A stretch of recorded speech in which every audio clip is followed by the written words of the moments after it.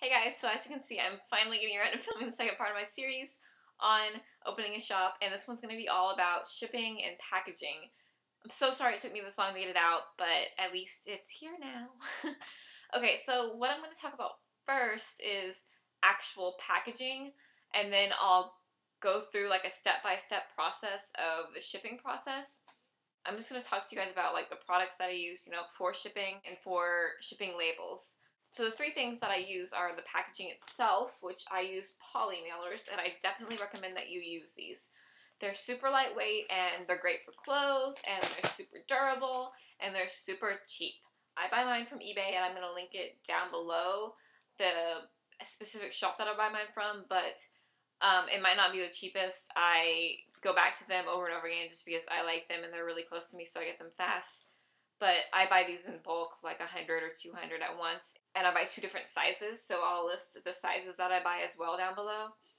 And you can kind of just guess what you need. But you can buy poly mailers from Target, not from Walmart, but from Target. And they're like bigger kind. And they're like 4 in a package for like $3 or $4, whereas like I could get like 50 of these for $3 or $4. So definitely buy from eBay. The next thing that you really need is a scale, and I bought this from the food section at Walmart. They do have one in the shipping section, but it's like $30-something, and this was like 12 for 15. And there's plenty of them in the food section, and yeah, I mean, they're actual food scales. They're perfect because you get the exact ounce. And this one has different units you can use, but I always have it on ounces. And the last thing that I use regularly are these shipping labels, and they're just stick-on ones, and these are awesome.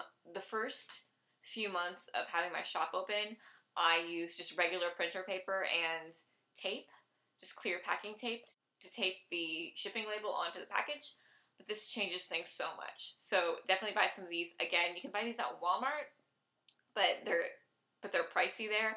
Buy them online for I don't know how much. I will, again, link these down below. But it was cheap, and I have tons and tons of these now. I think I bought a pack of 100, which they each have 2 labels on each side. So I have a bunch, and it'll last me for a while. So those are the 3 things that I think you should have if you're going to ship from home. And I recommend shipping from home because it's cheaper. They give you a discount for printing out your postage at home, and it's just quicker. Because a lot of times, if the package is under 13 ounces, you can stick it in one of those blue mailboxes.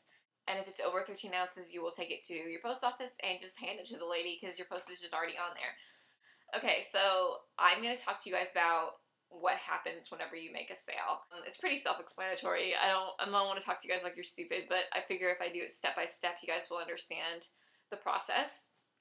So you're going to get an email or a message that just says, this item sold or whatever, and you're going to click on it, and it'll ask you if you want to view your order. And when you view your order, there's always a button, no matter what you're selling from, Etsy or eBay, that'll say print postage. But you don't have to print postage from home.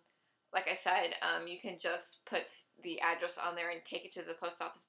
But again, I recommend shipping from home, so you can click purchase shipping label. Once you click that button, it'll take you to a page, and there will just be a little form to fill out, and usually it's pretty simple. You choose how you're going to ship it. If it's 13 ounces or under, you can ship it first class, and that's like super cheap shipping. It's for the US, and it'll be anywhere between $1 to $3. But if it's over 13 ounces, then you're going to have to ship it priority mail or any other like quicker mail. And depending on how much it weighs, that's what you're going to pay. If you're selling something that weighs a whole lot, definitely ship it flat rate. So there is a lot to learn. If you have any questions, let me know. There's a lot to explain with that, but I think most of you are selling stuff similar to what I'm selling, so pretty much first class and priority mail are the way to go. Now, for international shipping, you are going to have a few choices, but the cheapest is always going to be first class international. The nice thing about shipping internationally online and printing your postage is that it prints a customs form with it, and you don't have to choose what type of custom form you need and fill it out at the post office and do all that stuff. It just fills it out for you, and it prints out on your shipping label. So nice, so easy. I've never actually filled out a customs form before because it just does it for you on Etsy. And I definitely recommend shipping internationally because half my orders or more are international, and it's just going to get you more business. Once you have your label printed out, all you have to do is stick it on the package and you're good to go. Also, when you print it out, it automatically sets the item as shipped, and the person will get a message saying that you shipped the item, which is nice. You don't have to do anything extra. You don't have to hit any more extra buttons or whatever.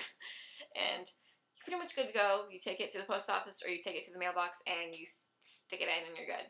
Now, if it is international, you have to take it to the post office no matter what, even if it's under 13 ounces. So that's something that is good to know.